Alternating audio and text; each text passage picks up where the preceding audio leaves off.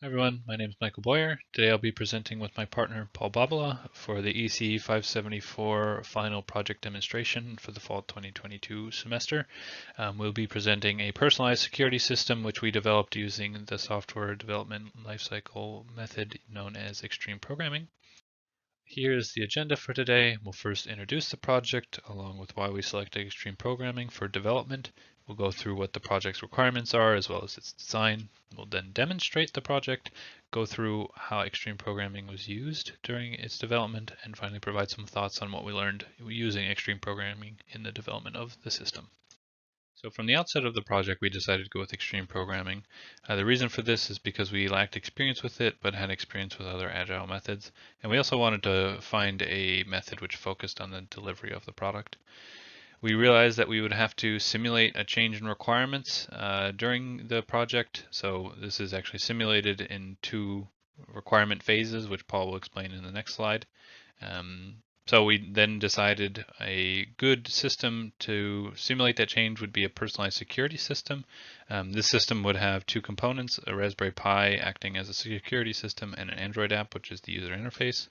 We thought this was desirable because it had inclusion of hardware as well as the Android app, and we know that app development is known for fluctuating requirements from users, especially appropriate for XP.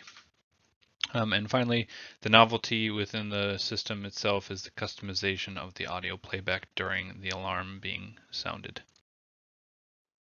For our Phase 1 requirements, we focused on the following. A system scheduler that would control the status of our LED lights. An Android app would be used to control the times the LED lights were on or off. The system would be armed by the user. Currently, the system does not display a light when armed. The system will be alarmed upon a sensor's trigger. This would occur when the door or window sensor is breached. The system will alert when motion is detected. The motion sensor is capable of sending an audio signal, but cannot send a notification at this point. For Phase 2, we modified and added additional requirements as shown by row 3 and below. The system can be configured to run different audio clips via the Android app when the alarm was triggered. The system will have its LEDs configurable via an Android app, and the system will turn on the LEDs when motion is detected. Follows is the system architecture. The Raspberry Pi was used as the data repository, peripheral driver, and sensor handler.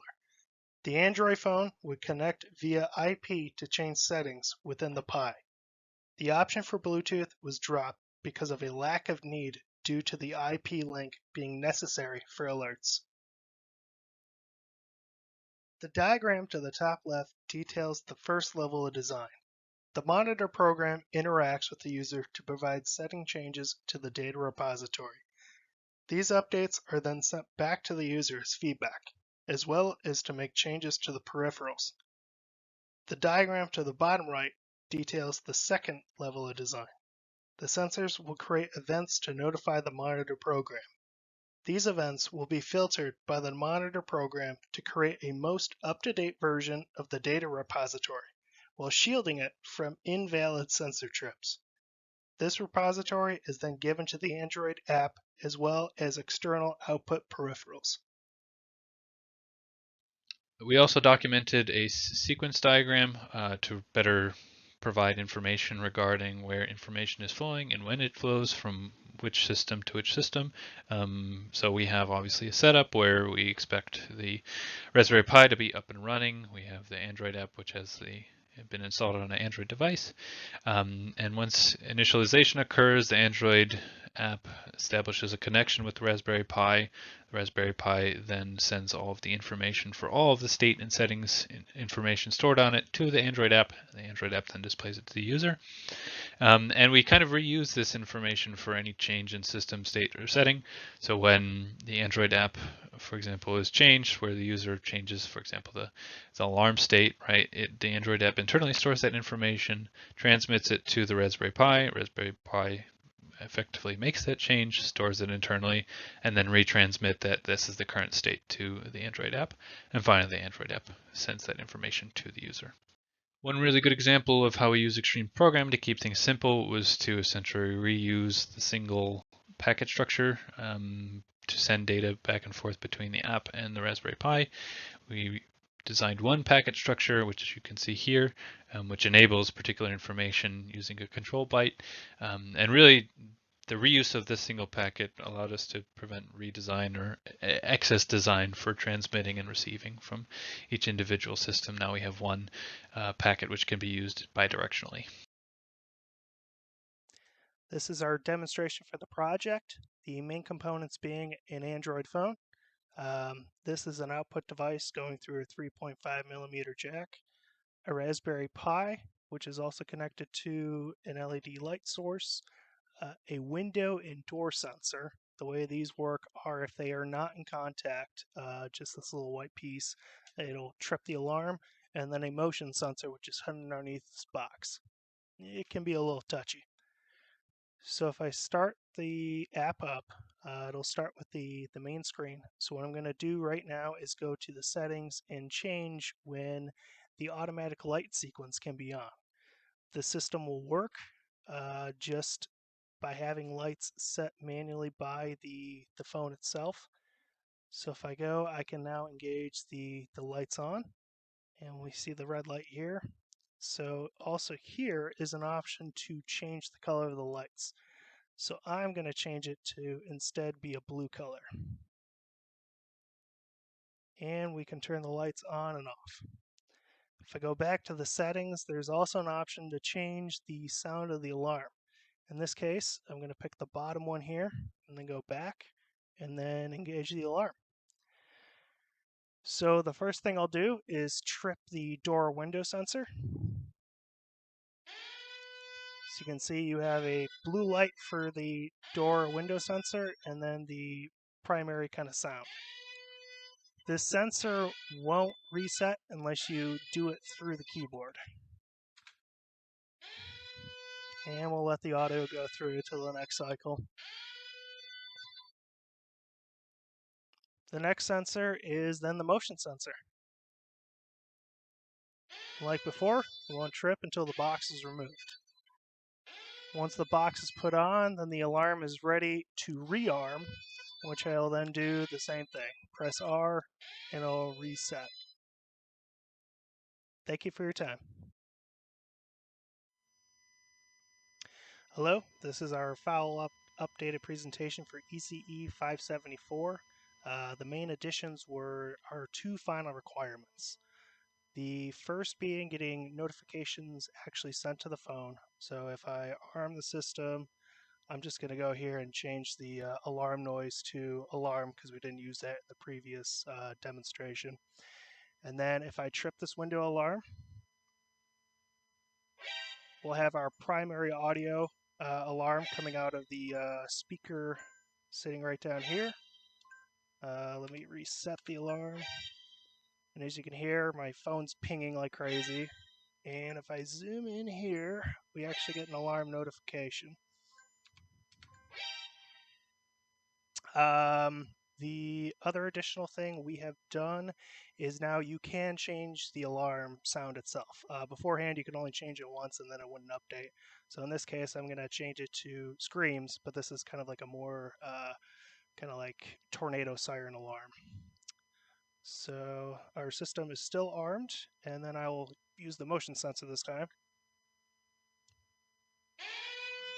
And we have a different alarm sound. And once again, we have the phone constantly dinging, get notifications that we again are getting alarm triggered. All right, that's all we have. Thank you for your time. So how was extreme programming used during the development? Well, there was many practices that we used from extreme programming. The first is pair programming collective ownership, where we had a single repository which was developed by both contributors, and we had virtual pair programming sessions for most of the code that was written. Next, we had small increments. So each of our small increments was really the next requirement that needed to be completed. This allowed us to have very concrete goals for the next increment. We had communication via code, and a really good example of this was our test server program, where we essentially shared the same code between both the Android app and the test server. And that way, when we were using the interface between the two, we just documented it using code to show how it was tested. We also had very simple design.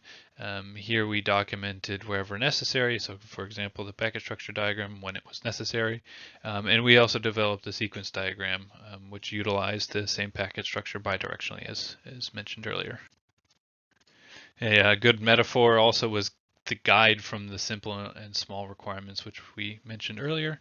And finally, refactoring. So we used quite a bit of refactoring. I think the biggest example was when the Android app we had initially developed just to show all the different user interface elements was essentially requiring an update based on when we needed to be updated because a message was received. Some other practices which we use, but not to the fullest extent expected from extreme programming, were planning game, where we of course always had the next increment, but we didn't actually weigh it with different business priorities, the timeline, or the different resources we had. We also didn't have an on-site customer. We tried to simulate it with the changing requirements midway through, but of course that had its limitations. And we also implemented coding standards on a very small scale, never really formally documented because it was just between the two of us, but they were at least in place. The unused practices, which we couldn't actually get to, were in continuous integration and just testing. So there was pretty high complexity when testing user interface stuff for the Android app and pretty hard regression testing for hardware stuff because it required a continuous connection to the different hardware pieces. And obviously continuous integration requires some automation, which we didn't invest in, but we learned it would have been very helpful. We also, of course, didn't implement the 40 hours a week concept because it just wasn't compatible with us being both working students. So final thoughts about the project. Of course, we wanted to actually gain experience using XP, although we did have some challenges simulating a realistic scenario because of the changing customer requirements were simulated, not having a customer there. We had some difficulty developing for just phase one without letting phase two requirements influence our mind. We had very well crafted requirements. Usually that's not the case. And we also had some inability to put into place all practices expected by XP due to just the resources we had available to us. However, despite all of that, we did gain a lot of knowledge for XP.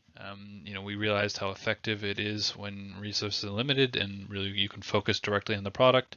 The small increments were really vital to being able to do things well. We really wish we would have invested in continuous testing integration. It definitely would have been a worthy investment. And finally, we realized that refactoring became much more difficult with more increments. So yeah, that was our learnings from the project in the semester. Yeah, thank you for listening. Take care. Bye.